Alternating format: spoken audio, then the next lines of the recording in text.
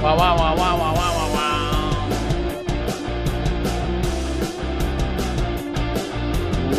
What's up? Ooh-ah.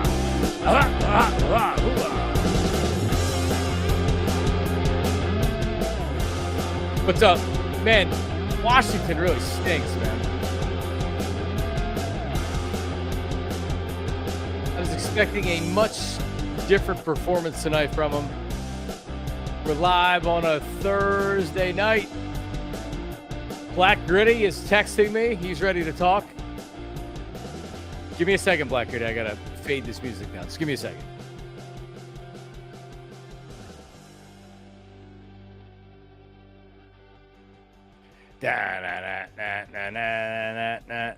I'm just texting that to...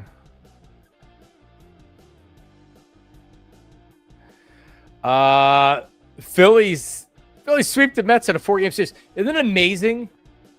After they get swept up in New York, and after what happened last year in the playoffs and everything else, it's like, man, you got to feel like total dog shit about this Phillies team. And man, I mean, I said this all year, and when you're doing daily shows, you have to react to when teams lose and things like that. So I can't say in May or June or July or even August, I can't be like, it's a long season, don't worry about it. We have to react to the way that our baseball team, our basketball team, et cetera, is playing. Football is totally different, but 162 games. But what I said from the onset, the very beginning of the season was the starting pitching on this team is going to win them 90 games. They're going to win or lose based on their offense in the playoffs and where this team is in September entering the playoffs. And if they have that it, right? And you don't know it until you get to it. Last year, the Phillies played their best baseball early. It's pretty evident at this point last year that they weren't going to win squat, and they didn't. Right? They lost to a Mets team that had that it. They don't have it this year. They had it earlier. They had that it. Getting hot at the right time. You know what I'm saying? And all of a sudden, this team's offense, and still a number of games to go, this team's offense has looked very good. Brandon Marsh went from designating him for assignment, trade him, he sucks, to he's one of their best players right now. Castellanos seems like he's the odd man out. Kepler has been playing great. And not for nothing. And, you know, like I'm not gonna do a Barry Horowitz here and pat myself on the back, but the Phillies I think the Phillies were considering DFAing Kepler, but they were going to give him every opportunity to work himself out of it, because as much as everybody was asking for Justin Crawford to be called up, he has no power. Kepler has power. So if you can get him going, which now he's going, he's a huge weapon for this team. Marsh has been great. You lose Trey Turner and Otto Kemp comes up. Otto Kemp has real pop, man. Real pop. Love that dude. He's hitting monster bombs. When they sent him down to AAA, he didn't sulk or anything like that. He just went down there hitting bombs. He comes up tonight, 2 huge hits. And Jesus Luzardo, I watched the first inning tonight, or I actually was still at softball practice, so I'm watching on my phone. And it's like, oh, Jesus Christ, he's tipping his pitches, I guess, again. Right? Didn't give up 4 runs in the first inning. The team was perfect for the rest of the game. 8 perfect innings. Luzardo strikes out 10. Man, so got to feel great about this team right now. Just have to. Got to feel good about the Phillies right now. And it's about matchups. It's about, do they have enough starting pitching? I have my doubts. Chris Sanchez is... I'm a huge Chris Sanchez fan. Been saying it since last year, but he's also, and it's difficult to go deep in playoff games. It'd be really nice if you had a Zach Wheeler, because you feel like he could give you 7 or 8 in a playoff game. And Sanchez really, at this point, and he's pitched complete games, don't get me wrong, but 6 innings, it seems like that's like, all right, like maybe it's time to get him out of there, 90 some pitches or whatever. And he's fantastic, but they have really good starting pitching. Duran in the bullpen totally changes everything. Absolutely, positively changes everything.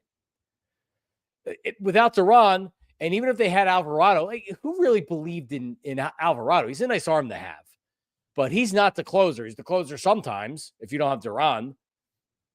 Love it. Love it. So now they're building okay, here's our 7th inning guy. Here's our 8th inning guys. You know who's the 9th inning. It makes setting up the rest of the bullpen so much easier. He breezed through the 9th inning tonight. When he's on, he's on. He had a brief hiccup. He's been fabulous, fantastic. Great trade by Dave Dombrowski. All right, how about this? All right. So we give Dave Dombrowski shit for the bad moves that he's made, the bad trade deadline that he had last year. And he terrible. Man, Bader has been a great trade. Duran has been a fantastic trade. Bader been carrying them offensively a little bit here in some of these games. Everyday center fielder. You don't have to worry about anything else. So the talk from bring up Justin Crawford, he's going to save us. I don't hear Justin Crawford's name all that much right now. And guys have stepped up. Marsh has been great. Bader's been fantastic. Otto Kemp, Trey Turner's going to go down.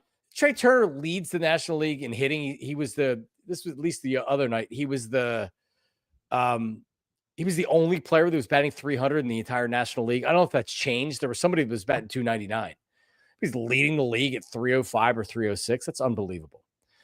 All right, let me send a link here to BG. Let's see. Black Gritty can join us here. Wasn't planning on doing long tonight, but I mean, I guess I could. All right, I'm sending that to him. He'll be on in a second. Guess I could go a little. I haven't showered or anything yet, so I was busy night softball. Get the kids to sleep. Had to go out to the CVS to pick up some items, and then I got back from CVS. Had to put the trash out. Then I had to do all the dishes, start the dishwasher, and then I just got down to here. I was watching the Thursday night game, and like by the way, Cliff Kingsbury sucks. He is not a good offensive coordinator, and that Packers defense is really good. Don't get me wrong, and Parsons makes him that much better. But like second year of the quarterback, what do teams do? They study Jaden Daniels all offseason. Defensive coordinators say this is how we're going to play him. So early in the second season, they were pressuring him. They were going after him early, and Washington didn't seem to have any answer for it. They can't run the ball, and Daniels was under pressure. I mean, I don't know, run some tempo, take advantage that they were trying to creatively send blitzes. Cliff Kingsbury looked hard. That offense looked bad again tonight. So I don't know. Maybe Washington has made a comeback. I was watching it on my phone as I was doing dishes. Now it's 27-10, so that game's over. I picked Washington to at least cover the spread. Why is Green Bay only 3-point favorites at home? It's a light line. They dominated Detroit. So it's one of those division games where you're like, all right, they come in, they've been reading their press clippings, as if anybody reads press clippings anymore. But you know what I mean? They're watching all the shows. They see it on social media. They're the best, the Packers. Oh, toasted of NFL after week 1. Damn, they're kicking the Commanders' ass up in Lambeau. So hell of a performance tonight by Green Bay. As we'll welcome into the program, he is not BG Brandon Graham. He's BG Black Gritty, courtesy of blackgritty.com. And he's got his Phillies hat on. I saw he put a Phillies sweep video out there earlier. What's up, John? Because I don't have to talk every day, so I've been quiet, man. My emotions been up and down because I ain't had you to tell me that we still winning the World Series, baby. I've been saying it all year. You have. We lose 5 in a row. I still cry my way through. We win the World Series, Johnny Marks. All right, so there's 2 things you've been saying all year. That's one of them. What's the other one? I don't know. Kyle Schwarber's not making $50 million a year. Do you remember at the beginning of the year, there were people that were like, well, I'd offer him 3 years for $75 million. He'll take that. Yes. And it's like, man, he's not taking that. The number went up by 50 million every week. And right now he's probably getting $1 billion right now. He's getting more than Shohei Ohtani right now. Every week he's going up. And it's amazing. I'm about to be mad because I did an alternate money line. I took Green Bay by 14. I said they were going to blow them out by 12 or 14 points, but I took them by 14.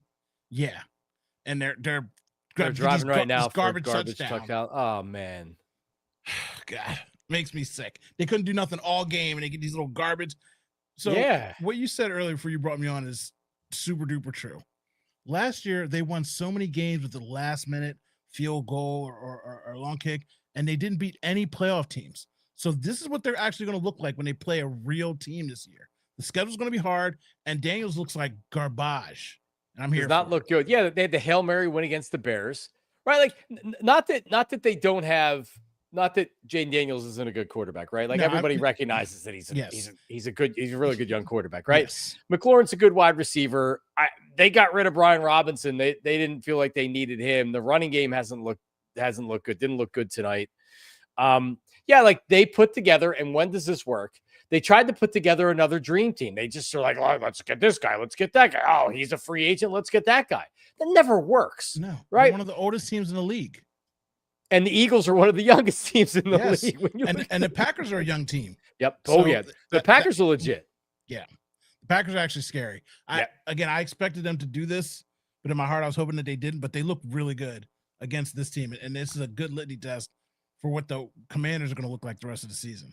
Well, I mean, good teams. I guess because like when you look at the Packers, at least like a student like me, obviously like you're looking at the quarterback, you're looking at the offense. You're like, all right, they're a good team, not a great team. They're in a tough division. Like, Detroit probably wins again. Detroit has a ton of talent. I'm curious to see how they look coming out in week 2 because they got dominated by the Packers. But I didn't look at the defense. And then they add Micah Parsons to it. And it's like, geez, they're young and they're fast and they're explosive and they're physical. Washington didn't have any chance on the line of scrimmage tonight. There's a reason why they're not able to run the football. Exactly. The Packers have dominated them. They really have. And we said this last year when we played the Packers in Brazil. Like 2 wide receivers went down. They brought these 2 rookies off the bench, and they didn't miss a beat walking up and down the field. So they've got so many receivers. Their offense is legit, and I don't like Love only because he gets hurt 2 times a year. That early run that he had, I'm like, dude, slide. You get knocked out of the game, and you miss 4 to 5 games a year because of stuff like that. So he doesn't protect himself very well. But they're a dangerous team, and the Lions are going to experience what the Eagles experienced, when no one wants to give Jalen Hurts any credit with winning 11 games. When you lose both coordinators, it's hard to look like the team you used to, because Dan Campbell is a Nick Sirianni. He's a CEO coach with no real play calling, no real scheme. He doesn't run a defense, doesn't run an offense. So they're going to look really bad this year, I think. Yeah. We'll see. They still have a ton of talent. They do. I actually believe in Campbell. I mean, I believe in Sirianni too. To your point, man, like if Ben Johnson really is this wizard offensive coordinator, and you bring a guy in that's not, you're right. We saw it here. We saw an offense go completely in a friggin' toilet because they had no answer for it. And they're going to win games. I'm not saying they're going like 5 and whatever, but the talent alone is going to help them win games. But the same way we bogged down at the end when people figured this out, we had the 30th ranked defense, and then Fangio, a guy comes in. So real quick, because I know you're not staying long, I talk to you. How amazing is it that Nick Fangio leads the Miami Dolphins when they were a semblance of a good team, at least making it to the playoffs? They fall apart. And all those old guys are like, we hate Vic. They're making videos, kicking dirt and laughing at him, getting him out of town. He comes here with these young guys, gets them to buy in, number 1 defense, Super Bowl champions, and the Dolphins are looking like garbage. It's so amazing. Well, no, they're cooked. And Fangio, like you had a bunch of losers on that team is what you had. Yep. Fangio comes and turns around the 30th ranked defense and wins a Super Bowl with the number 1 ranked defense and looking for 2 in a row. Meanwhile, and by the way, I don't dislike Mike McDaniel at all, but I predicted this year for the Dolphins. Okay. Tua is cooked. Their defense sucks. And Tyreek Hill it's a bad thing for the Dolphins that these domestic assault, domestic stuff came up, because now they can't trade him. What team's going to trade for Tyreek Hill? They could have teams going for him before. Now they can't even trade him, and they're not going to get anything for him. So you can't trade him. They're not going to. The Chiefs and what was the other team that I saw? Maybe forget the other team that I saw that would have been interesting. The Steelers apparently were talking with the Dolphins to get him, and with this stuff, and no one's surprised with any of it because this was all stuff that was reported before. But anyway, all right. So let me see what people. I didn't look at the comments here, Black Gritty. What's up, Brandon? We have bonus marks with bonus Gritty. Let me see what else we have here. We have my buddy Kevin. What's up, Kev? Great trade. Great. I mean, think of Bader, who has been unbelievable. I got to eat crow. I was so mad at Dombrowski for not getting who everyone wanted and getting who I thought I wanted. And I'm like, you're doing this nickel and dime bargain basement stuff. And Bader's out here balling. Like, I owe an apology, Harrison. I apologize. Well, listen, you just had another white guy in the locker room. Of course, he's going to fit in. I just wanted some pepper, baby. That's all. I wanted some seasoning. That's all I wanted. I've been looking for seasoning, but I'll take this salt. I'll take this high blood pressure. You know what I mean? especially short term, because he adds and it sounds cliche, but to play in a city like Philadelphia, you definitely want the guy that has a little bit of edge, right? And he's got some edge to him. He does. Like he's out there. He's hitting the ball hard. He's playing a rough center field. He's been good. He's stolen a couple of home runs where he's timing it and jumping over the wall. He's been great, man. He really has. And my big thing is I'm really big on attitude and reading people. When he's made mistakes, he doesn't hang his head. You know what I mean? He's getting booed out there. He doesn't hang his head. It was like Luzardo tonight. Like that first inning, oh man, Twitter was on fire. But his eyes just had that. I don't hate to say it, but he had that Jalen Hurts look. When the thunderstorm came, they showed a picture of Dak and Jalen. Dak went into the locker room smiling. Jalen looked like somebody just kidnapped his dog and he was about to go on a rescue mission. Luzardo tonight, he was at that first inning, he was hot and he locked in and turned that whole thing around. And you can see it in his eyes. I love that. I love that in sports. I couldn't be more shocked that he didn't give up another. They had a perfect game after the first inning. And people were leaving, Johnny Marks. People left early in the third inning. I'm like, where are you going? I love DJ Wheat Pizza. It's so true. He does look like he could have played on that 93 team. He looks like an Incaviglia type. Give him some beers after the game. And you know what else too? He looks like he's like 5'5" compared to other Giants around him. He sure does. Like when I see him giving high fives, I feel like somebody get him a step stool. Why? What is he? 5'10"? I mean, he's not sure, but he looks so tiny next to some of those guys. I'm cracking up. I'm like, oh, he's got the fire though. So I'm like I said, I was wrong. All right, so you did get backdoored, and the Commanders have the ball again, or did they just score and then they still have?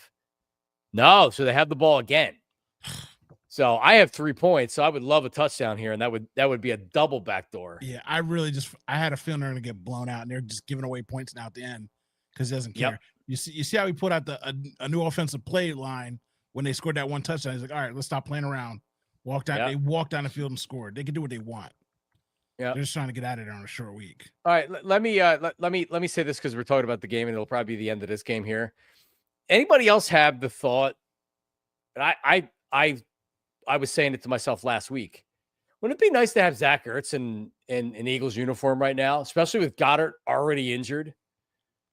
So someone tweeted that, should we have kept Zach Ertz? And my response was, we shouldn't even have kept Dallas Goddard. Like the thing I complain about, and I got ripped so hard because I'm like, yo, let him. He's hurt. He misses 4 games a season, every season. How he should have traded somebody. Well, they should have drafted somebody earlier. They wanted a tight end. Apparently, they were trying to jump up to get him, and somebody else got him. But like, dude, you need a new tight end. You recycle him for a reason. And just because it's his safety blanket, he's the only one catching touchdowns. I think Ertz is the only one that caught a touchdown last week too. Man, he looks good. Yeah, for them. He looked good last year too. So Harold Fannin Jr. was the tight end I was yelling about because he had an unbelievable. You think he's Bowling Green, and the Eagles' new quarterbacks coached Bowling Green. He was the head coach of Bowling Green. He had 7 receptions for 63 yards in his first game. Harold Fannin. No, everybody else. Is that, I think that's what they wanted. I think that's what the people were talking about him getting.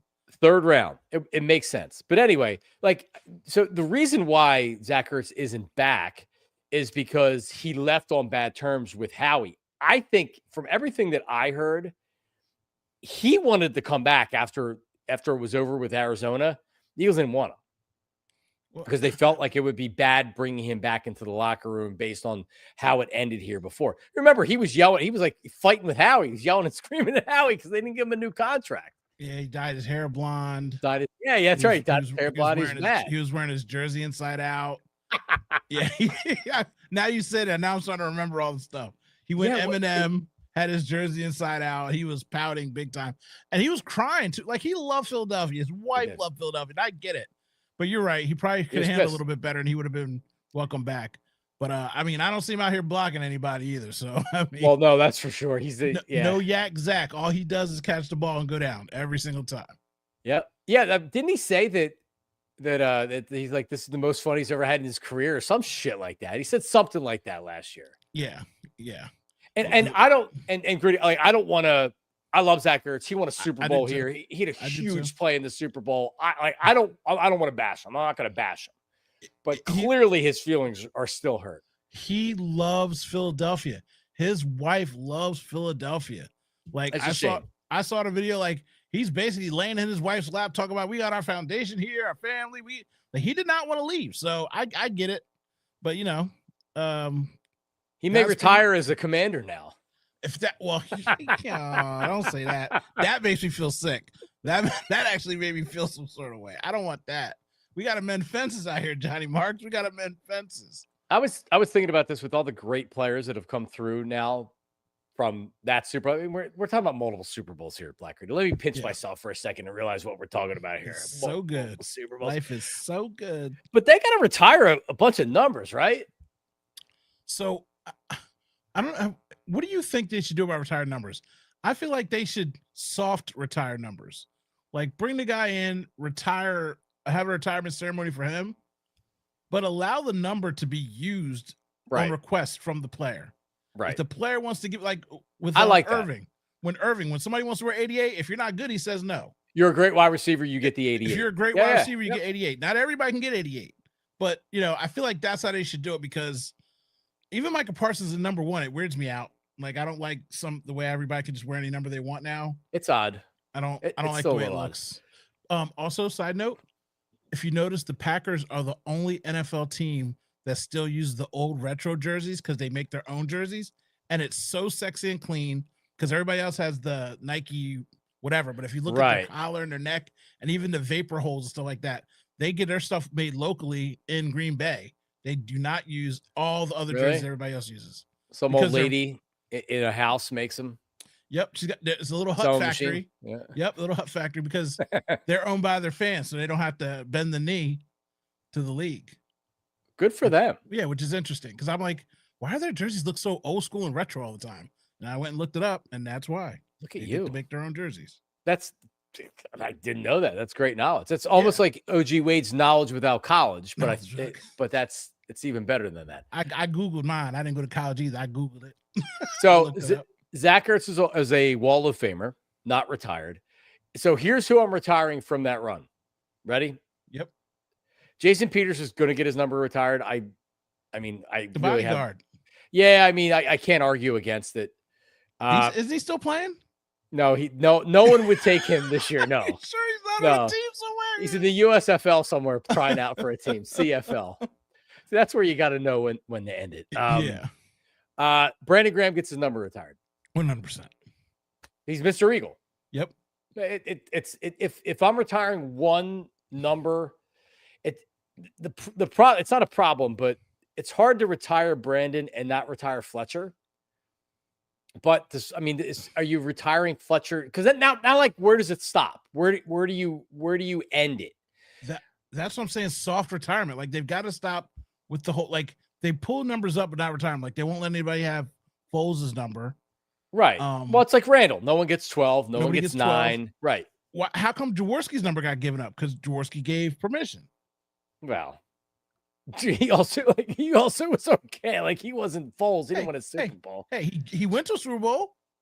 Oh, sure he did. Yeah. No, he was he was a good. Jaws was a good player. He also he got treated poorly here at the end too. Yes, he did. I'm just saying he went to the Super Bowl. As much respect as McNabb could get, Jaworski should get. All right, so listen, the era he was in. Here's what I'm going to propose: unretire Donovan's jersey because he didn't deserve to have his number retired as it is. Yep. Which obviously won't happen, but you also have to look at the current team. Lane Johnson's getting his number retired. Jason Kelsey's not current team, but he's getting his number retired. Yep. Right? Like, who else are we talking about here? I mean, if these guys win another Super Bowl or two, you're telling me this entire line doesn't deserve to get their number retired? Well, if whenever Saquon leaves, he's going to get his number retired. He's got 2,000 rushing yards, Super Bowl champion. He goes in the Hall of Fame as an Eagle. Madden cover. You know what I mean? Like Jalen Hurts. You're going to not have a number one. Like, oh my God. They're not going to be numbers left. There's no numbers left. So they got to soft retire stuff.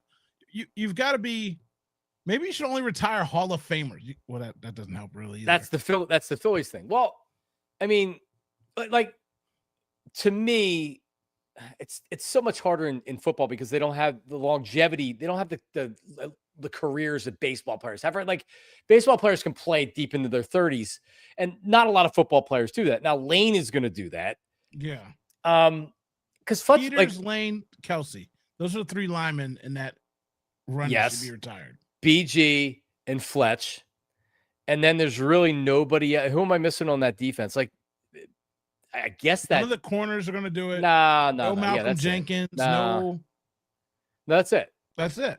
But still, that's a lot of numbers to retire from the course of 10 years. But that was the importance of them. All drafted by the team. Jason Peters was acquired, but he's one of the better offensive linemen in the league for a decade. That's how you get treated, though. You only get retired if you get drafted by the team. Yeah, I mean, pretty much. Jason Peters was also a favorite of Jeffrey Lurie and had a direct line to Jeffrey Lurie. Man, so he's going to get retired. I assume they went to a party one night and Peters walked into the wrong room with his cell phone camera and walked out with a Lifetime Achievement Award. Because what was that about? What was that about? That dude's like, "Hey Jeff, can I borrow the yacht?" He's like, "All right, Daddy, go down there and get on the yacht." I'm like, "What? That is something different. That is something different, man." Like they were really like besties. Like they were buddy, and for a lineman too, I'll never understand it. Jeffrey treated him like a son. Like whatever you want to do, go ahead and do it. Don't listen to nobody else. Go do what you want to do. Yeah, that was incredible. That was an incredible era of time. It was. Had something here. Kevin wants to know if I use my CVS extra bucks. Absolutely, I did. Yes. I used a 40% off coupon. I also had extra buck rewards that were on there. And I used a manufacturer $5 coupon for Pampers because my 4-year-old still sleeps with a pull-up on. So she didn't wet the bed. So I needed it for in case she woke up in the middle of the night wet and I had to put a new one on. So I collect the Pampers points, and then every 10th one you get, I think it's $5 or $10. I forget what it is. So then you can purchase the coupons, and then there's only certain retailers that you can use the coupons at. So I went to the CVS with a $5 coupon. Bam! I love CVS coupons. Like I love when I get that 40% off, they know how to get me. Yep. Oh, you got a 40% coupon. I'm hunting for something to buy $100 just so I can get $40 off of it for no reason. Yep. Oh yeah. I didn't see you last week, Johnny Marks, for anything. So, but I had a prop for one of my videos. I pulled out my VHS tape, and this is the 76ers versus the Lakers game 1, 107-101. And I pulled it out for the Dallas fans to let them remind them how it feels to have a VHS tape that you can't watch with a game one on there. So Sixers fans are like Cowboys fans. Shut up, Johnny Marks. It's all I got, baby. Well, he stepped over Tyronn Lue in this game. You know how much money this thing worth? Except it's 42 years since the Sixers won a championship. It's not as long for Cowboys fans. Well, I said it was the 1999 just to mess with Cowboys fans, just to make it the 90s. And they're all in the comments like, it was 2001. I'm like, yeah, no shit. I know. You loser. I'm just messing with you, baby. Oh, man. Well, listen, life is get your shower. Life is good. No, I'm okay for a little bit longer. I've been drinking energy drinks tonight because I've been in the lab a little bit. Good. Been in the lab a little bit, working on some stuff, doing some stuff. Studio looks great. You got all this props and stuff in the background. Got the helmets and everything. The family. The fresh haircut. When I do my game time commercials that I do for them, I have to get the Eagles helmet out of there, and I have to turn around the Army Navy helmet because they're very sensitive to any kind of trademark material. So I can't wear any apparel, and I can't have anything showing in the background. Even because I have bobbleheads up there, Eagles bobbleheads that are like, or excuse me, Phillies bobbleheads, and they're like, yeah, you probably shouldn't have that up there. And I'm like, you can't see exactly what that is. Yeah, they're just like little figures. Like, come on, they're like, yeah, but we don't want to get in any trouble. So I'm like, hey, whatever you pay me, whatever you want to do, whatever you need. So it's back. I got it. It's back. I actually should straighten. That's a Larry Boa baseball. It's the only signed baseball I have. I'm not a memorabilia guy, but I love Larry Boa. Yeah, I'm not that much either. I should start. People always try to give me stuff, and I'm like, where am I gonna put it at? I got like people used to send me all those little pops, those little things, and I've got like 5 or 6 shelves of them. I don't have any room anymore. I still got some of them in the boxes and cases. Yeah. I actually have. I have a big bin full of. Working at a radio station for. I didn't really get anything when I worked at WIP, surprisingly, but when I worked at the Fanatic, I have bobbleheads. I had a piece of wood or something from the Spectrum that they gave out like the last game, and they made the media rounds, and I have all this stuff. So that's really what all that is. I actually went to some games recently where I got a couple of bobbleheads, but I have this big bin full of all this free shit that I got from invite your boy over. Let me get some of them old CDs. Let me rummage through the cabinets and find something good. You know what I mean? I have a Gangstar cassette tape that that's what I'm saying. I know you got some of them old school hip hop flavors. You know what I mean? I'll put that on my shelf. So when the grandkids come by, they're like, "What, Pop? What's that?" I'm like, "That's an 8-track." Can we get Black Gritty segment when I'm back on 97.5 The Fanatic middays? A Black Gritty segment. Hold on. What is this about 97.5 The Fanatic middays? I keep hearing all these rumors, Black Gritty. Oh, that's what the internet does. They're trying to get you a job. Man, all right. Well, listen, hopefully they're right. I don't know. Call the station. Get Johnny Marks. Johnny Marks ain't doing nothing but floating around now. The kids are in school. He's just out here hanging around in his boxes in the middle of the day. I know what you're doing, Johnny Marks. All summer long is I gotta take the kids here. I gotta do this, that. As soon as they go to school, I don't hear you saying nothing because you out here eating cereal in your boxes and flip flops, just fluffing around the house all day, getting your hair cut twice a day. That's all you're doing, Johnny Marks. Yeah, wait until 2 o'clock to pick them up. My little girl. Well, no, my little girl 3 days a week is done, and she goes till 12:30. But still, having that time, man, dude, I've been hitting up Orange Theory 3 times a week, no problem. I've been doing home workouts. It's just like loving life, man. Doing my videos, not having to worry about anything bothering me and all that shit. So yeah, it's been good. I haven't seen my daughter in 12 days. She started college last Tuesday, and she hasn't called me. She hasn't come to see me. I called her yesterday. I'm like, let the dog out because I'm not going to be home. Are you alive? She's like, Dad, this is not high school. I was like, it's cool. She's like, I'll come by and see you this weekend, but I'm trying to figure it out. I'm trying to figure it out. And I'm like, I don't care. Go to school. You know what I mean? She's like, I'm coming home taking naps. So like, I'm trying to, she dumped it all on me in 10 minutes. I'm like, well, thank goodness you're not calling me for a week because I don't want to hear this stress. Your college is different. You figure it out, you know? Yeah, so you got an empty nest now. Yeah, I do. I tell people all the time, I'm retired. They're like, she's got a job. She got a car, her own car. I don't have to see her. She's on autopilot right now. So I ain't got no kids, Johnny Marks. I'm free as a bird. I'm in my boxes right now. I'm looking for a box of cereal, Johnny Marks. Life is good. I don't have to take her to some softball game or a wrestling match 2 hours away and sit in the bleachers to watch her go out and wrestle for 5 minutes just to drive home 2 hours. Like, oh man, life is good. Yeah, you're back on the cheap seats with E-Rock and Jason Ashworth and a cast of thousands. I saw some of your last episode where you had everybody in there. Yeah, and that's on PHLY. When is that? That's on Wednesdays at 7, live at 7. And you can of course always watch it on YouTube whenever you want to. Yep. So that was good. We had a banner party at the casino that night. So yeah, we had a lot of people in the studio hanging out. We went and drank and had some fun. Listened to some music, was dancing. It was a good night. Yeah. It's a great show. Huh? So Fit Dad came out to the casino. Did he? Yeah. Man. It was a live party event. Man. Well, it looked like fun. And it's a good show. So if you haven't seen it, check it out because Black Gritty E-Rock always entertaining. Jason Ashworth. He's like the hardliner football guy. Yeah. Ashworth. Yeah, he had a lot of nuggets this week. And Did he? I got to work on my game face. When we had guests, I just be laughing at people and everybody just be looking at me. I was like, y'all say crazy stuff. And when people say crazy, I can't control myself, Johnny Marks. I just be like, what did you say? Like, you can't control yourself. No, we're having a good time. But I missed you, Johnny Marks. And I'm sorry I missed you the other night.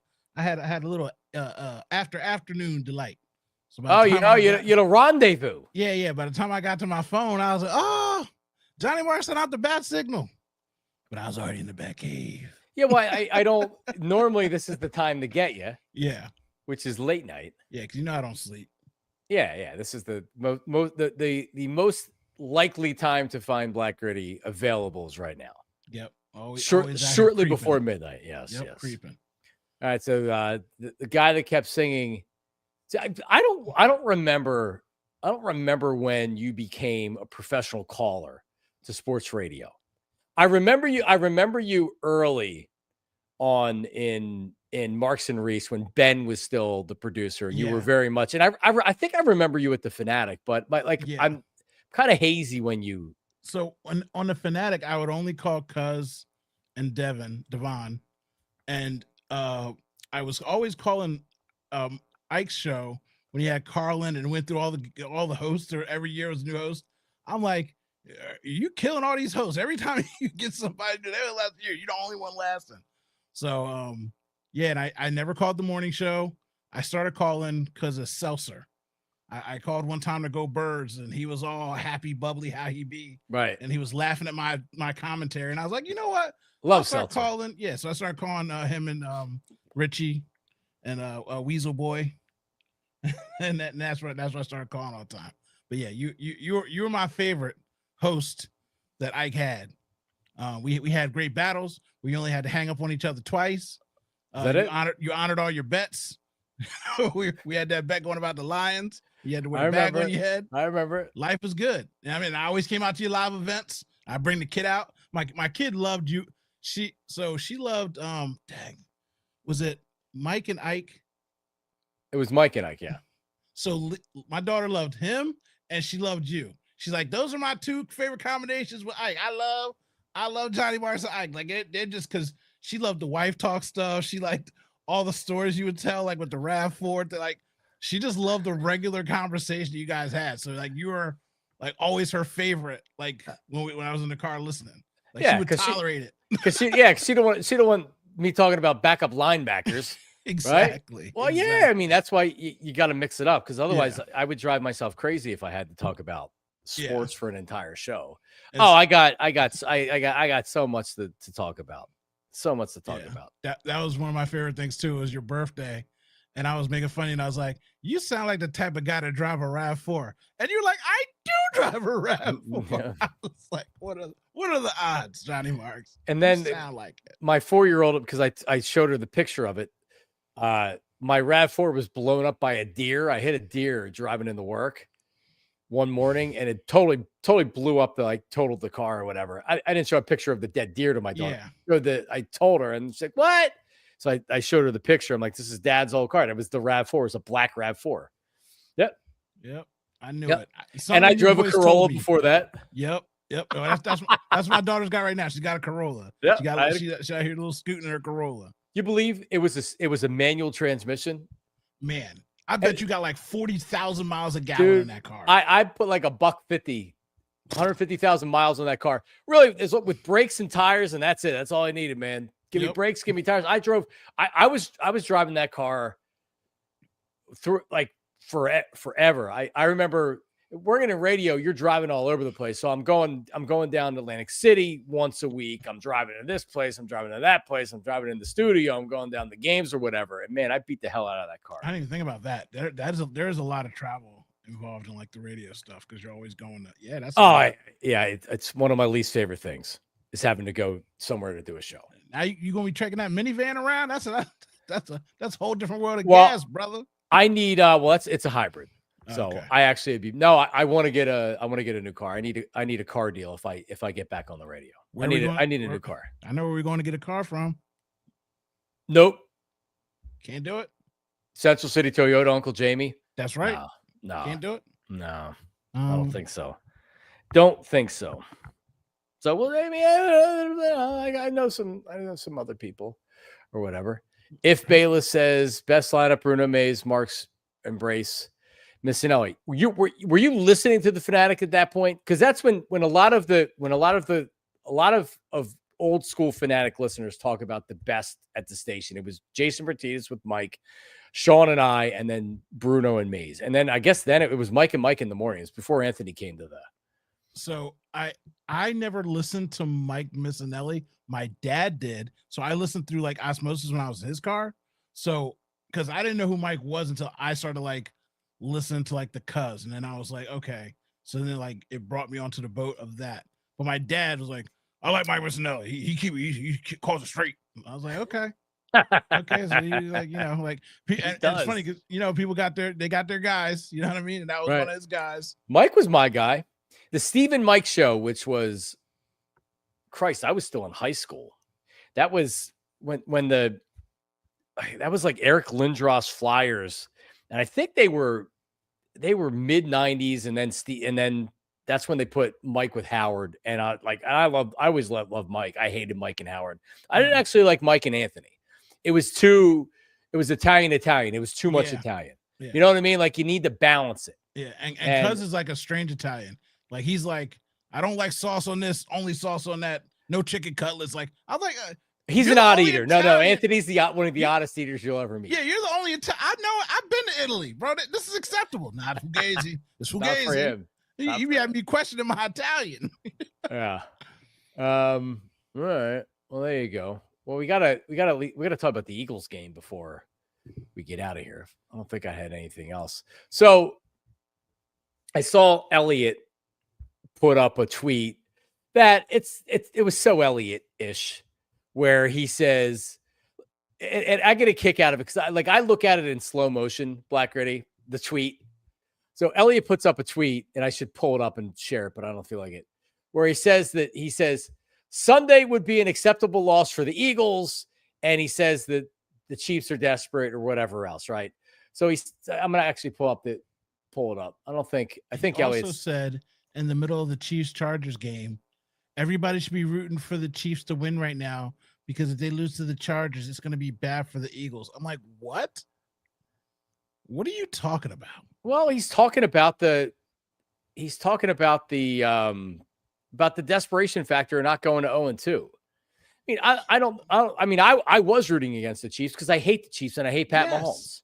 Yes, and I don't even like Herbert. And I feel like everybody wants to glaze him so much, but at least I just want I wanted somebody else to punch them in the face the same way what happened to us. Remember when the 49ers came in here and Air Force One stomped on us, and then we lost a couple games in a row, and they're like, we cracked the code. Now everybody knows how to beat. Yep. That's what I want to see. I need to see the Chargers go in there and whoop them. Then we go up in there and whoop them, which will be the first time in Patrick Mahomes' history to ever lose 3 games in a row. I want to see that happen, Johnny Marks. Me too. And you know why they were sniffing around about Tyreek Hill? Their offense blows. Their line is like, it's my buddy Bob Fesco does mornings in Kansas City on their station out there. I texted him after the Chargers game and I was like, all right, so like, did you fix the offensive line? And he's like, yeah, the offensive line is definitely better, but like, yeah, look at their wide receivers. And then Worthy goes down because Travis Kelce ran into him, right? Trucked him. Dude, he's a lot bigger. Yeah, he is. And then he tried to give his lineman a concussion in the middle of the game. Yeah. Kelce's done, right? Like Kelce's done. He's engaged to Taylor Swift. There's no going back from that. He's done. So here's Elliott's tweet. I'm actually going to share it right now so everybody can see it. Can you see it? Mm-hmm. Well, no, it's pretty small. I see. Anyway, it says Sunday is an acceptable loss for the Eagles. Borderline impossible spot versus Kansas City coming off a loss and in their home opener. Getting blown out is not acceptable. Losing is.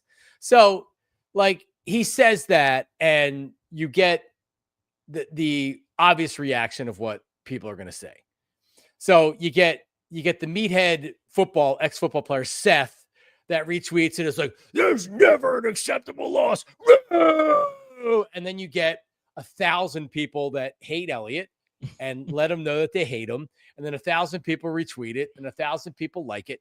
The reality is, if the Eagles lose to the Chiefs on Sunday, it's not going to be the end of the world. No, it's not going to be the end of the world. It is a tough spot for them. Kansas City, I think that Kansas City's going this way, but Pat Mahomes is a really good quarterback. So yes, we'll see what Andy Reid has. I'm expecting the Eagles win. I'm not telling you that I won't be pissed if the Eagles don't play well, but I mean, the way he phrases it, and because people hate him, people are going to react like that. But you have to realize the reason he says it, A, he believes it, but B, he phrases it the way he does to get the reaction. Yeah. And then everybody does his dirty work for him. Yeah. He got what he wanted. I actually have a video that I'm dropping in the morning. I actually used his audio clip of saying that because I get the point, but we're Philadelphia fans. No loss is acceptable, Johnny Marks. We have dog walked the Mets. If they would have lost that game tonight, the way it started in the first inning, no one would have. The series win wouldn't have mattered. In the back of your mind, you'd be like, see, they got us. See, they can come back. They can do this. They can do that. All that Negadelphia stuff. So it doesn't matter what you do. It's not acceptable. It's just not. So he knows what he's doing, but that means I got to do what I do and bark. You know what I mean? And just yell because it's not acceptable. Because he'd be the first one to be like, well, I can't believe they lost this game because 1 point in the kicker. Like, you know what I mean? Well, yeah, he just changes his mind. Now he is concerned about it. Exactly. No, I believe me. I know. You know the game. That's why. And again, he's a master trollsman. I give him credit for it, and I'll give him all the fodder he wants because I'll bring people to the gate too as long as they don't try to jump. And I tell people all the time, I was like, I can yell at him, but I mean that's my brother. You know what I mean? I'm the only one allowed to stab him. Y'all got to just stay outside. Yeah, y'all can't come in here and cut my man. I mean that's my buddy. You know. I love Elliott. And people took it as like, stop defending him. That's a losing battle. I'm like, I really wasn't defending him. I was just saying, like, his point was that it's an acceptable loss. Like, it's more acceptable for us because we're in the NFC. To be honest, of course it's an acceptable loss. It's just that people don't want to hear that on a Tuesday or a Wednesday of the week of the game, like going in and saying, oh, well, you can lose this game. It's not a big deal, right? Like, see, here's where I am on the whole thing. And I know Bill Colarulo he's big right now into calling out WIP for the fake takes and all the other stuff. I got to call Bill. I'll call Bill tomorrow. Call him. He doesn't take a lot of phone calls, but he would take your phone call. I know he would. But like the rage bait and everything else that he says that WIP does, like, here's how I look at it. Because WIP will make a big deal out of the Eagles losing. If the Eagles lose 23-17 or 23-20 and the passing offense doesn't look great, it's going to be, even after winning a Super Bowl and him being the Super Bowl MVP, it's going to be Joe DeCamara, Joe Giglio, Spike. I don't know if Jack's on the same Jack path. Is too. Right. Oh, so he's not good enough. They can't repeat doing it this way. And let me say this, that it's disingenuous across the board to say it, because if you actually believe that and you're actually going to go with that after the second week of the season and try to make it a big deal, the only way that the machine works is if somebody has that contrary opinion. And I'm not hating on any of them. I don't have anything bad to say about anybody at WIP. I love them all. And this is honest to God's truth. We've obviously talked off air about everything. I love everybody there. Yep. I love Joe Giglio. Spike. Like I love management. I not only do I not have a bad thing to say about any of them. They are. They really are. WIP was a great place for me. Great place for me. But it's also toxic because the Eagles just won a Super Bowl. Jalen Hurts just won the Super Bowl MVP. Instead of celebrating him for not having an ego and just running the offense and doing what was necessary to win, he's getting torn down that he's not good enough. They did it all last season, which is fine, because to have the opinion of, I don't think he can throw the ball well enough, and when push comes to shove, if he can't throw the ball in a playoff game, they're going to lose, and it's going to be because of him. Well, he proved all of you wrong last year with that. Yes. So you can't come out after winning the first game and complain that they're not going to be good enough because of Jalen Hurts. Dude, it's insanity. But the only way the WIP model works is if you have to be against something, even if they're winning. And it's tough to do, but that's what they're doing, and that's what they'll do. It'll be a big deal if they lose. Got to have a take, got to have a side. Right. So so Elliot says it's not going to be a big deal, and they'll say it is a big deal, and that's what's going to drive the phone calls. And people will be pissed, and they'll call in, and then other people won't be pissed. Because, and I'll let you talk here, Blackbeard. I know I've been diarrhea of the mouth here for a second. I believe as a host that callers are absolutely positively entitled to sound like idiots and to call in and to overreact after a loss. You're a fan. You're allowed to do that. And it's my job as a host to allow people to do it. And if I need to step in and call them out or argue with them, I'll do it. But for the most part, if Chuck from Mount Airy wants to scream his face off and be mad and call Nick Sirianni a loser, right, like I'm going to let him roll with it and I'll get him off and we'll laugh because it's so silly. But when the host is doing it and it's not genuine, that's where I now have a problem. And that's what you're seeing. This isn't genuine. It's not.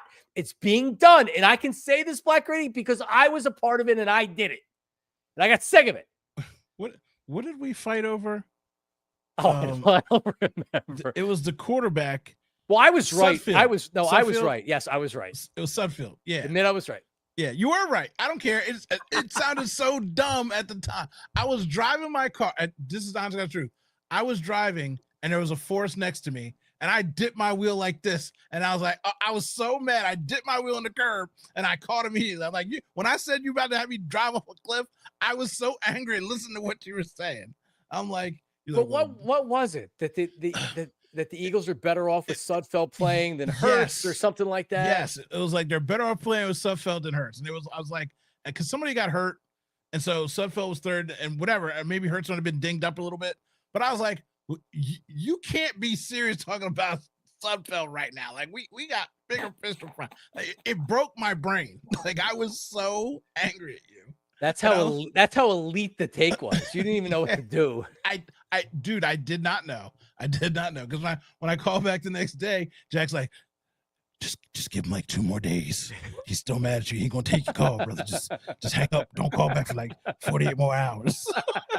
Was that right? I don't even remember. That's what Jack didn't even put me up, because I called the next day to yell at you more about it, because it was still part of the conversation. You were still mad, yeah. And Jack was like, "Oh, they didn't call back." He's like, "Call back on Thursday. Don't call back.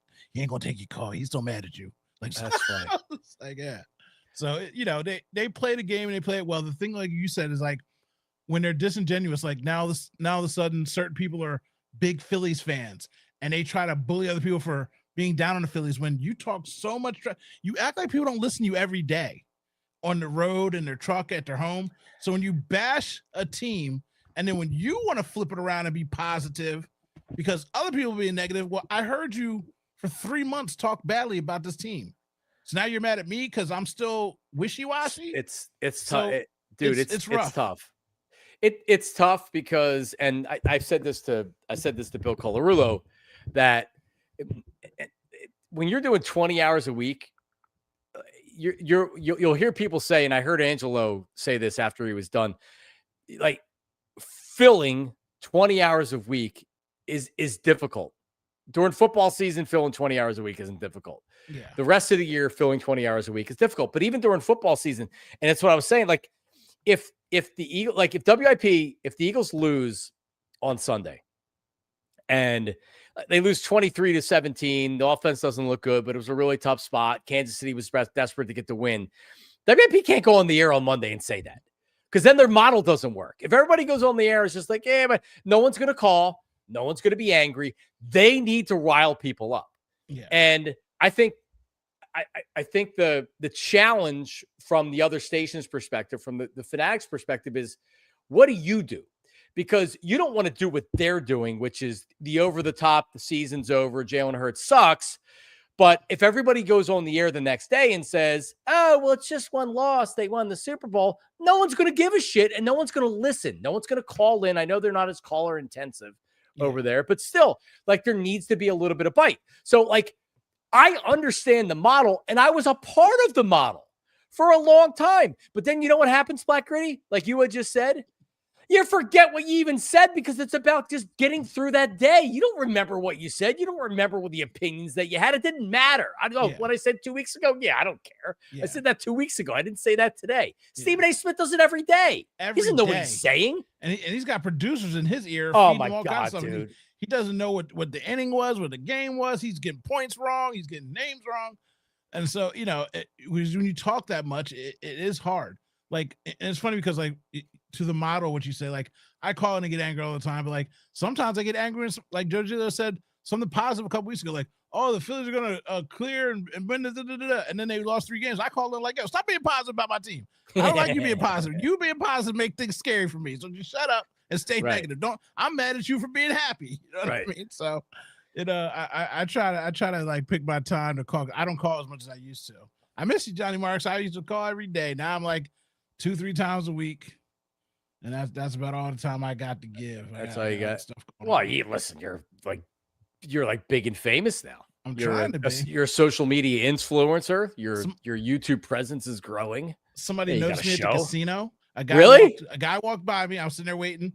A guy walked by me, came back, and he's like, Are you somebody? I was like, I'm a person. and he's like, are you Black Gritty? I'm like, I am Black Gritty. I was like, oh man, nice to meet you. Shook his hand or whatever. Like, yeah, nice to meet you too. So he walks away, and I sit back down. Then he comes back again, and I'm like, you want a picture? He's like, oh man, can I? He's like, well, I brought my wife back with me. Yeah, I mean, come here, honey. This is Black Gritty. This guy's fun. I'm gonna show you all the stuff we get on. This guy's hilarious. And so he took the picture, and he's like, you want your wife to get? Yeah, can I get my wife a picture with you?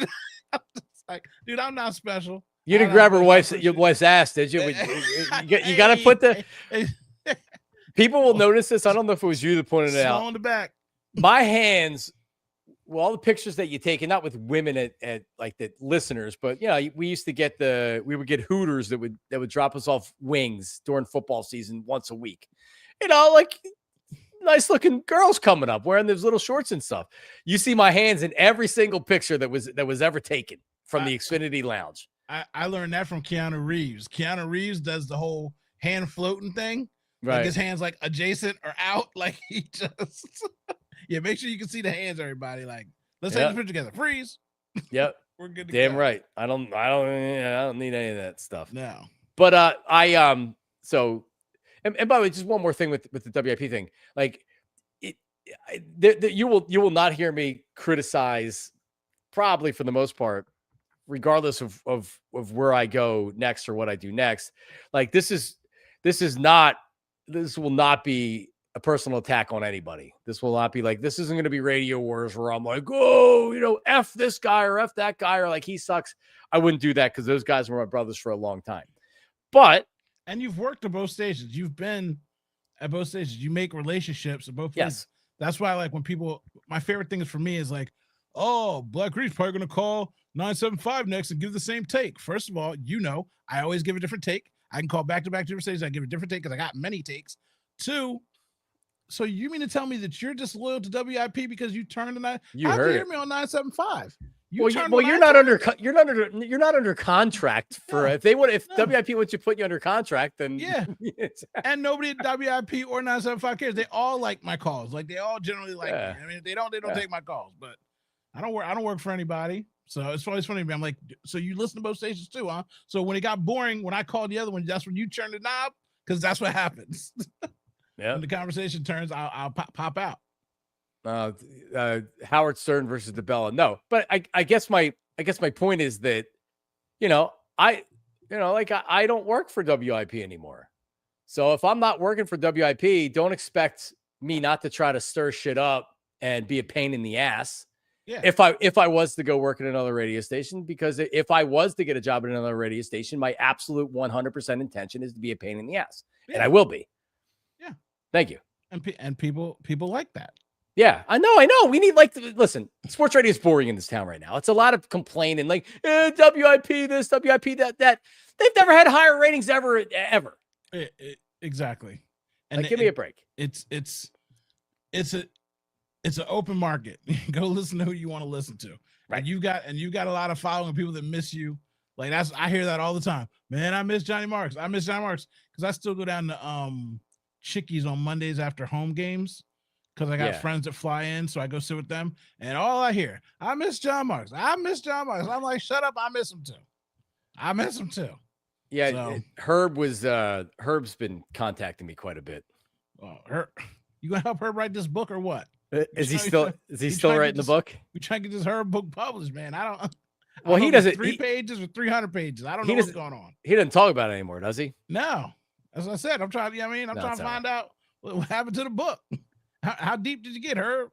So he texted me like when the first rumors started coming out about, I don't know if this is after they laid Mike off or what, but said, I heard yesterday you're taking over for Missinelli. I guess it would have been. You still have this phone. Call me. I'm a top 5 caller on WIP. It's like, Herb, I invented the whole top 5 caller thing. I'm aware. I'm glad he's informing you of information that you put out in the streets. That's hilarious. Hey, you know I'm a top 5 caller. I made you a top 5 caller. Yes, I'm the one that made the list. So I said, Herb, if I ever get on the radio again, I expect you to be a regular caller. I made you a star. And then I don't know what and then he like started calling me after that. I of course never answer, but then he texted me. He said, do you want to do a weekly interview podcast, Eagles and Phillies? And then I didn't respond back to that. And then he said, hey, Johnny Magic number 9. That was Wednesday. And I didn't respond back to that.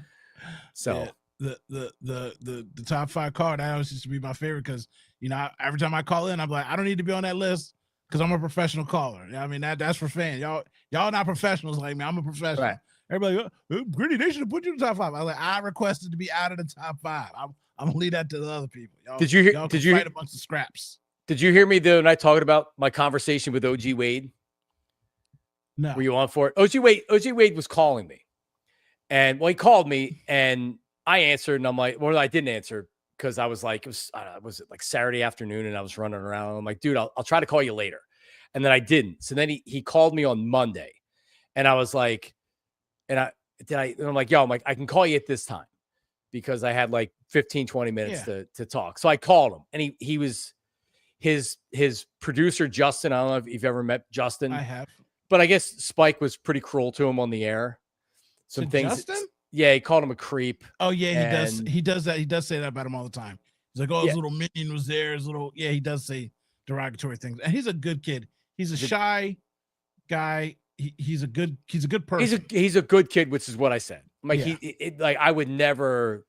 And I feel like that Spike's just getting caught up in doing radio bits, not realizing that you're probably hurting the listener's feelings. Yeah. By calling him a creep. I guess he shows up to because he used to do this when we worked. He shows up to a lot of events, and then there's private events where he knows people and he's ever able to get in. Yeah. He wants to be a radio personality. He wants to be involved. It's what he wants to do with his life. Like it's the career he wants. It's no different than somebody going out there and being a ball boy. Like you just want to be in the field. You just want to be there. You're like, look, I'll work my way from the bottom. I'll be a janitor. I just want to get in the door. And that's how he is. So he shows up to things. He tries to produce different shows and do stuff. Like he actually went to school for production and stuff like that. So that's what he wants to do when he grows up. Like not that he's a kid, but you know what I'm saying? Well, he's still young. Wade's pissed because he doesn't like, I guess something happened last Friday where he doesn't like that like Spike and I didn't hear it, but people kind of confirmed it. People kind of confirmed it that like Spike was pretty mean and called him a creep and all this other stuff.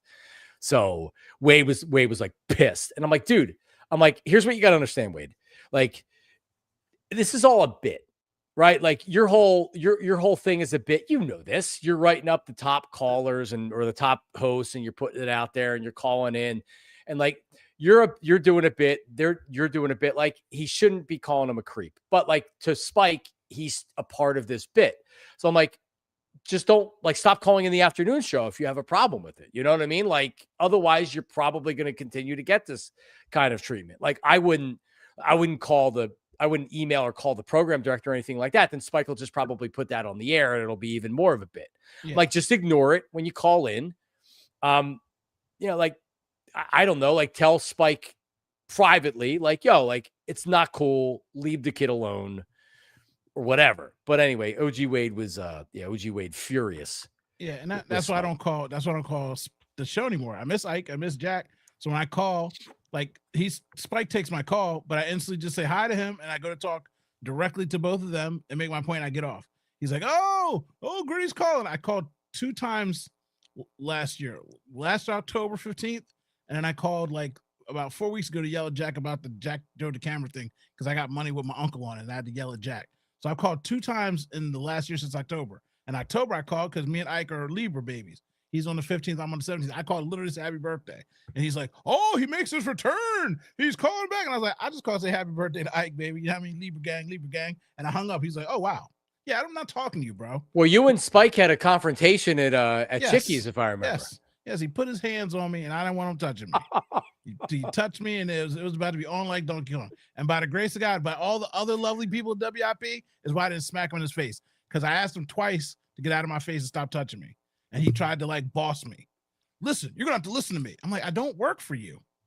I don't, you can't do that to someone. I don't want to hear what you have to say. We don't have to be friends. I don't care. He just gets upset because I've got a little bit of juice. So when I tweet or when people message me and say, oh, there he goes yelling at people, or when him and Ike get into it and they're like, oh, Ike's yelling at him, I just retweet like, doesn't it sound like a crazy person? And then people retweet it and say, he does it all the time. That's not my fault, bro. You want to stop me from doing it? Stop screaming at people and calling a sweet, innocent kid a creep and making him cry on national television. Yeah, like I said, I don't think that sometimes you say stuff, and I'm guilty of sometimes you say stuff and you don't realize like, yeah, who you hurt, that, that.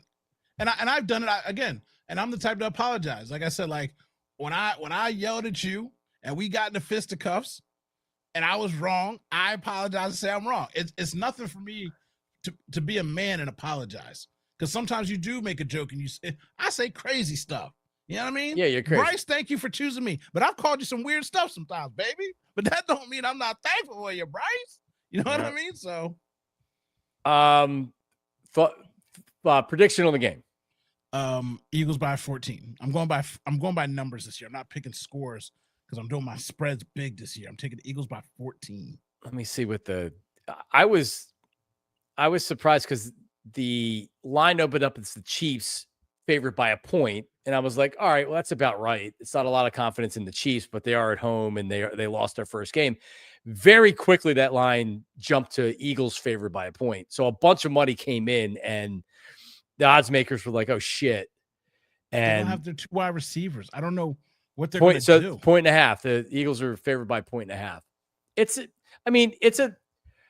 It's a tough spot because Arrowhead is definitely a good home field advantage. They still have Pat Mahomes, and here's the other thing. I didn't like the way the Eagles defense looked and I know they didn't have Jalen Carter, but like they weren't getting to the quarterback. They weren't getting that rush. And if you're not pressuring Pat Mahomes, you could be in trouble. They're going to rush 4. They're going to double team Carter, and those other guys are going to eat. Go look at Williams up in the Patriots. He didn't do nothing. Everybody, we gave this guy $100 million to do what? Get pancaked 5 times in a row? Sweat out there looking like garbanzo beans. Both of these dudes got $100 million contracts because of Jalen Carter. So when Jalen Carter goes back there, and Davis didn't get any sacks, but played 86% of the snaps and was putting pressure. So don't worry, baby. It's going to be a rush of 4, and we're going to be out the door because all we're going to do is score. I'm more worried about Patolo and him learning how to call plays against his own. They're just going to run the ball. So, I'm just like, for everybody that wants A.J. Brown to get 12 targets or whatever, maybe they overcorrect that early because he didn't get a ball thrown until the fourth quarter. This is what works for him. But not against the Chiefs. Against the Chiefs, they threw the ball. Yeah. And Hurts ran. Saquon got shut down. Well, yeah, exactly. So they said, you're not going to beat us with Saquon. So the passing game was just like that. What does Spagnuolo do this time? That's going to be my question, because if Spags doesn't adjust and try what the Cowboys did, because Spags went man coverage all the time, we destroyed him. So if he doesn't put his zone in and see if the Eagles can beat it, which is why I don't think they'll be able to run, and it's going to be a lot of Jalen Hurts stuff again. But we'll see. He's got that hamstring. I feel like it's a hamstring too, because he had 0 plays where he got 0 separation. I agree. So he was just jogging around out there. I think he was. I think it's more of a decoy than anything. At least that's what I thought during the game. Was he's really not healthy. Yeah. So I'm so excited. We're gonna win the game, get to George W, and life's gonna be good. And it's gonna be sorry for the Kansas City fans. The Royals gonna come here tomorrow and get smacked up on Friday and Saturday. So y'all gonna have to roll to the whole weekend just getting spanked by Philadelphia. Oh, I love the way the worlds collide, Johnny Marks. All right. What else? Anything else here? You got anything? That's it. We can go to bed. It's 12:15. You got packed lunches for tomorrow morning. Yeah, 3 of them. I have 3 of them now. What do you make for lunches? What are the kids getting? Peanut butter slices? Apple slices? My oldest likes the chicken patty, and that's on the menu, so I don't have to make her. Nice. So just pack a snack for her. The middle girl likes cheese sandwiches on the Hawaiian sweet rolls, whatever the what's it called? The Royal Hawaiian, the sweet rolls. So I make 2 cheese sandwiches on the Hawaiian sweet rolls. And then my little girl likes a Lebanon bologna, sweet Lebanon bologna and cheese sandwich. A sweet Lebanon bologna, yeah. I don't know how she likes it. She likes it. She calls it daddy bologna because I love Lebanon bologna. So, Johnny Marks. So 2 things. One, how you still got all this money? You ain't got no job. You got these Hawaiian rolls. I be looking at Hawaiian rolls like they too dang go expensive. That's like a luxury around my house, Johnny Marks. Let me get some of that Johnny Marks money. Yep. Secondly, one of my favorite things in life is this sounds terrible. When I separated from the mother of my child, my daughter was like 3. You know, you do things for your kid. And I used to have cookies and cream ice cream. And I would just call it Daddy's Ice Cream. And we'd sing the song and whatever. And so she went to her mom's house. She's like, I want Daddy's ice cream. I want Daddy's ice cream. And she's like, what is Daddy's ice cream? And she didn't want to call me to ask me what Daddy's ice cream was, right? So one day she comes over. She's like, what is Daddy's ice cream? What kind of ice cream is this, right? So it was the cookies and cream. And she went and bought the Breyers brand instead of like the Oreo brand. And she's like, I got it's called cookies and cream. She's like, it's Daddy's ice cream, and that's not it. I want Daddy's ice cream. I was like, I'm sorry. She's like, don't be making up names for food because I'm tired of this. Nah, that's what it is. Daddy's ice cream. That's what it is. Until she was like 7 years old, it was Daddy's ice cream. Daddy's switched up on me. Daddy's ice cream, Daddy's bologna. Daddy's bologna. That's right. Yeah, little chips or Pirate Booty is a favorite of the kids. Doritos. I go to Target Target normally has a sale of party size Doritos, Ruffles, Tostitos, the Smart Food, the cheddar cheese popcorn. I got those. I got the cheddar cheese popcorn with the Cheeto cheese on it and the Dorito cheese on it. That popcorn is bad news. It's crack cocaine. It is bad news. There's so much MSG on that. Totally addicting. Totally bad for you. Bobby Kennedy Jr. is not a fan of it, I'm sure. No, not at all. Oh, and Kevin, if we're lucky, they're on fire right now, so they might overtake the Brewers. Last one. Yeah, well, as long as they get that bye. Yep. That's all right, but we'll see. All right, BG. Later, man. Thanks for jumping on. Good seeing you. Appreciate you, brother. Talk to you later. Yeah, talk to you later. There he is, Black Gritty from blackgritty.com. If you want to find out everything that he does, just go to blackgritty.com. Later.